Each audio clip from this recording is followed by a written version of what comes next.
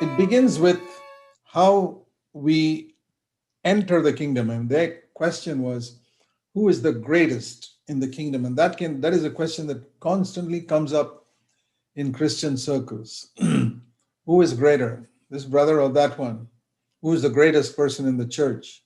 Is it the elders who are the greatest? Or that's a question, that's a common question in the world.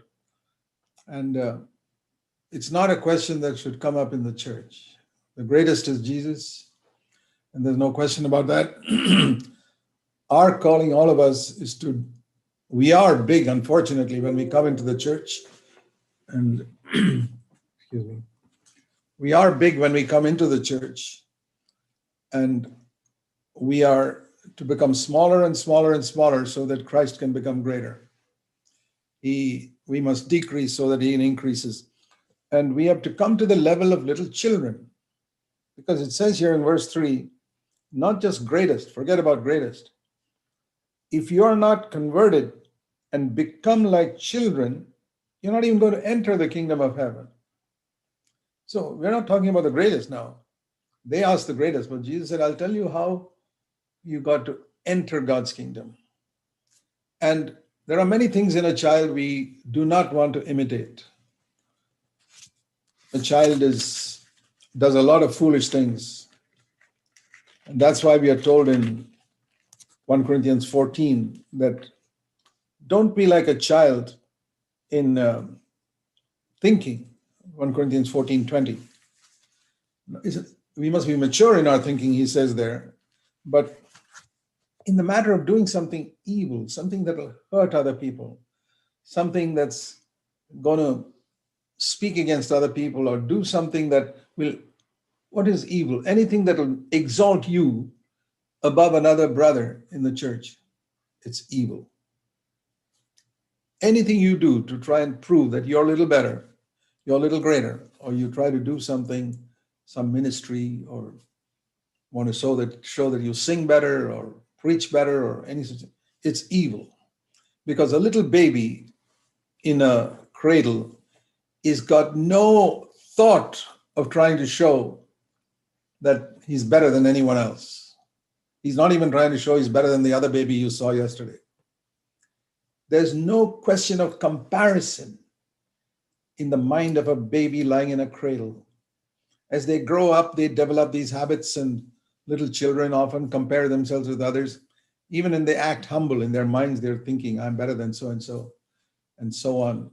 It's evil. It's an evil thing that came from the devil, and it's the opposite of humility.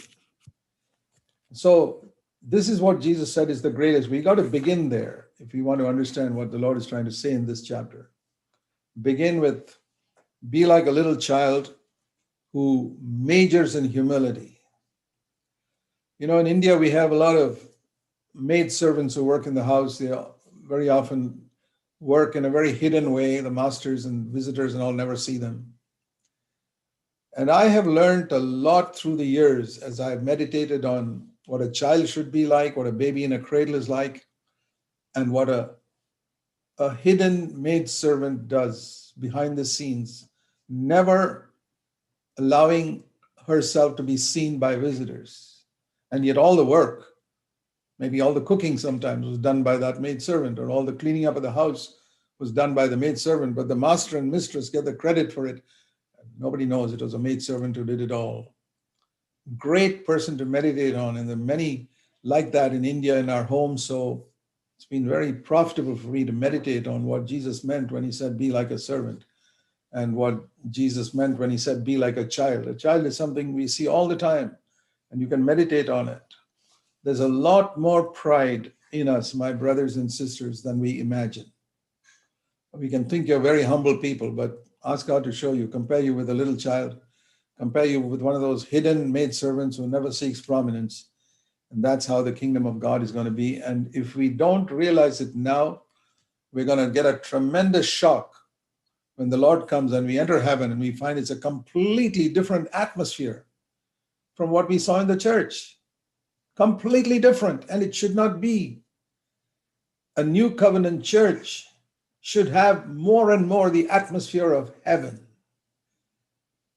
And the primary thing there in heaven is people are like little children in humility, not thinking evil, not imagining that I'm better than others or proud in any way. We're not there yet because we've got the poison of Adam in our flesh. But what I say is we got to work out our salvation till we become like little children. Then he goes on to say about our attitude to these children and weaker ones in our church. If you receive a child in my name, you receive me. You know, the Pharisees never cared for children. That's why the disciples drove them away.